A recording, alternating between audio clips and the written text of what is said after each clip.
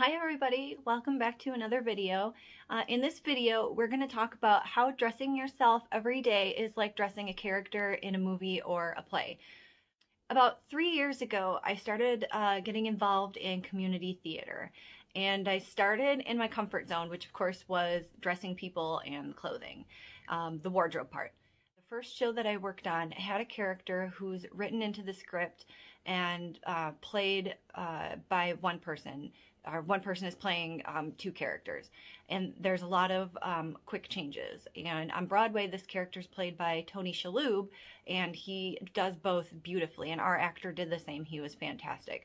But this required us to work so fast. It took 3 people to change him in between exits and entrances, and sometimes we had less than 90 seconds to do it.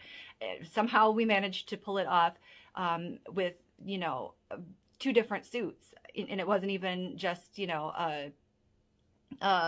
like we changed one thing. We changed a lot to differentiate between which character was which.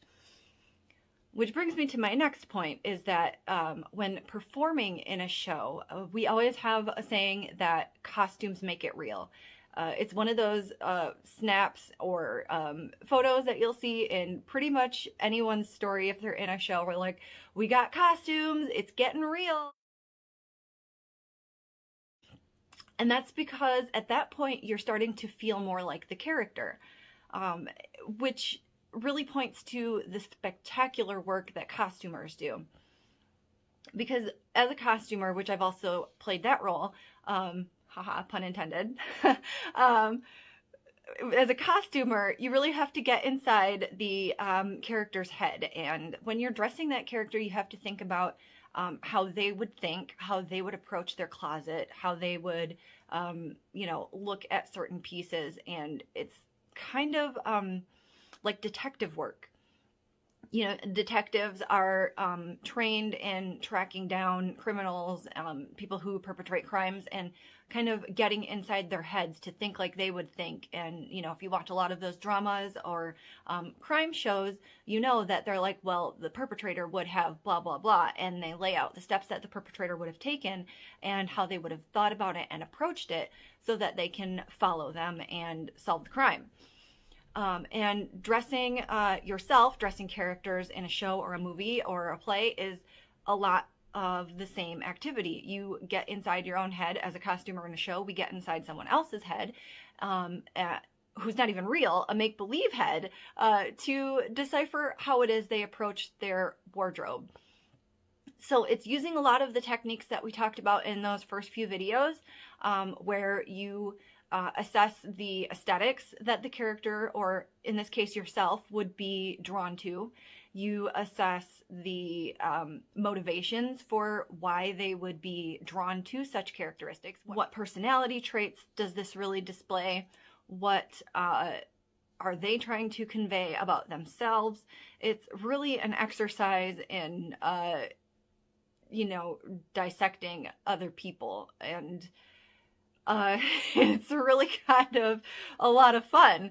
So dressing yourself is that same way. You can take the exercises that we talked about last couple of times, and I actually have a challenge that I created. It's part of the process that I use with each client, and you can go through some of these exercises yourself. So if you haven't seen it yet, it's up until the 31st. You've only got a handful of days left, so I wouldn't wait if I were you, because then it may be gone forever. If requested, it might come back by popular demand, but at this point, by January 31st, it will probably be gone forever, for free anyway. It'll be gone forever for free. So you can download that. Link is in my bio, and it walks you through the process of examining yourself and how you approach this.